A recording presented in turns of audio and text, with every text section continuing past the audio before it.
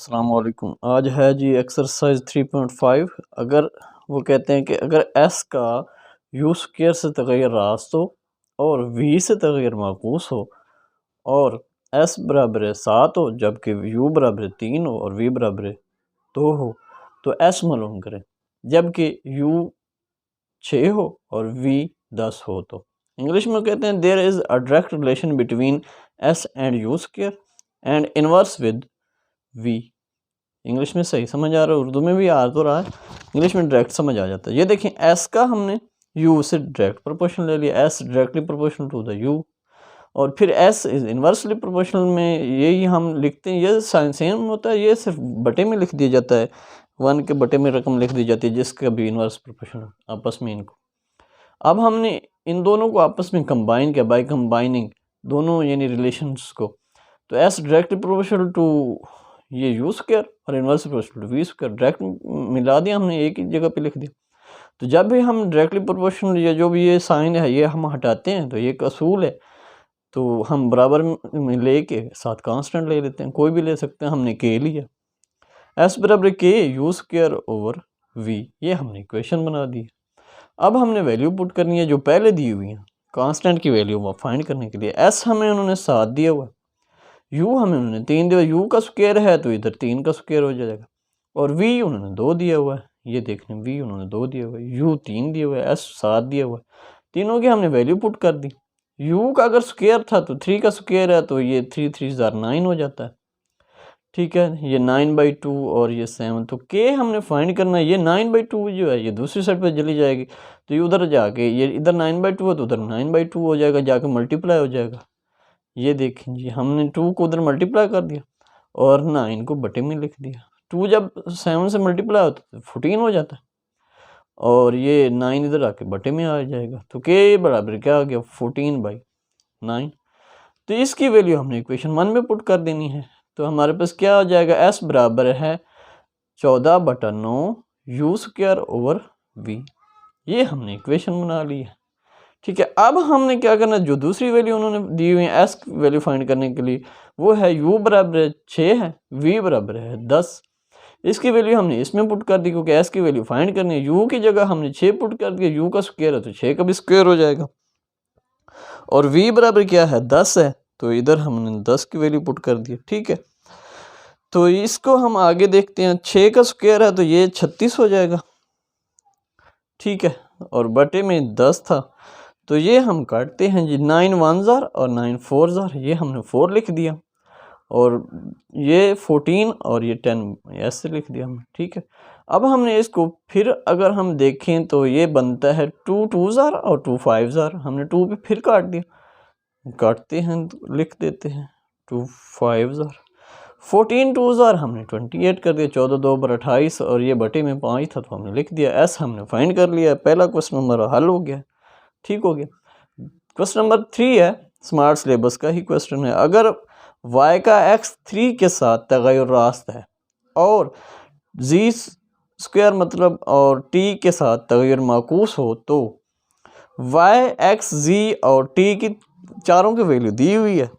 वो कहते हैं y मालूम करो जब ये 3 दी हुई हो। ठीक है, इंग्लिश में वो कहते हैं y had direct relation with x की 3 एंड इनवर्स विद z की 2 एंड t, इन दोनों को साथ इनवर्स है और x के साथ डायरेक्ट, x की 3 के साथ डायरेक्ट है, तो वो हम रिलेशन बनाते हैं। y is directly proportional to the x की 3 and y is inversely proportional to the z की 2 एंड t, इन दोनों को हम कंबाइन करेंगे तो ये बना दिया हमने, y इज डायरेक्टली प्रोपोर्शनल तो इसकी इनवर्सली प्रोपोर्शनल, दोनों को कंबाइन करके लिख दिया। बेसिकली क्या होता है, ये इसके ऊपर ही आ जाता है, तो ये हमने कांस्टेंट ले लिया कि ये रिलेशन ख़त्म करके, जैसा कि आपको पता है। अब तो हम दूसरा क्वेश्चन कर रहे हैं। अब हम इनमें ये पहले वाली वैल्यू पुट करेंगे कांस्टेंट की वैल्यू फाइंड करने के लिए, ये पहले चारों वैल्यू दी होती हैं। ठीक है, ये इसमें पुट कर देते हैं। y 16 है, x जो है वो 4 है, वो हमने पुट कर दिया, z जो है वो 2 है, उसको पुट कर दिया, उसकी वैल्यू ऊपर स्क्वायर है तो वो भी और लिख देते हैं, और t हमारे पास 3 है, ये मैं पहले में वो कुछ और लिख बैठा था। तो ये है 4 की पावर 3 यानी 4 3 दफ़ा आपस में ज़र्ब हो रहा है। ठीक, तो 4 4 पर 16 और 16 4 पर 64, ये ऊपर हमने 64 लिख दिया। 16 बराबर है के 64 बटा ये 2 2 बार 4 हो जाता है, ठीक है। और बटे में ये क्या आ जाएगा 12। अगर यहीं भी हम काट तो काट भी सकते थे, चलें हमने आगे मल्टीप्लाई करके लिखा है। 16 बराबर के 64 बटा 12 है। 16 बराबर के और ये मल्टीप्लाई क्या हो रहा है, ये हमने 4 पे काट दिया, 16 4 जार और 4 3 जार काट दिया, ठीक है। हमने लाइनें नहीं लगाई, आप लगाना चाहें तो लगा सकते हैं। तो ये 16 बटा 3 जो है ये दूसरी साइड पे जाके 3 बटा 16 होकर मल्टीप्लाई हो जाता है। ये 16 और ये 16 कट जाते हैं। अब तो हम लाइन लगा ही देते हैं। आप कहेंगे सर लाइन लगाती ही नहीं है, तो के बराबर क्या आ गया 3 आ जाएगा। तो ये के की वैल्यू हमने क्वेश्चन 1 में पुट कर दी, जहाँ पे के था वहाँ पे सिर्फ 3 लिख दिया। वाई बराबर 3x की 3 और जी स्क्वायर टी, ये हमने इक्वेशन बना दी है। तो अब हमने वैल्यू फाइंड करनी है y की, जब x हमें 2 दिया हुआ है वो वैल्यू पुट कर दी, z जो है वो 3 दिया हुआ है और t हमें 4 दिया हुआ है, ये वैल्यू हमने पुट कर दी। ये x की पावर 3 है तो ये 8 बन जाता है, ये z की पावर 2 है तो 3 की पावर 2 9 बन जाता है, ठीक है। मैंने काटा अभी तक नहीं है, तो देखें अभी मैंने ये नीचे काट दिया। 4 1 जार और 4 2 जार और 3 1 जार और 3 3 जार, ये मैंने फिर लिख भी दिया है। 2 1 जार 2 और 3 1 जार 3, y बराबर 2 बटा 3 आ जाए, ठीक है।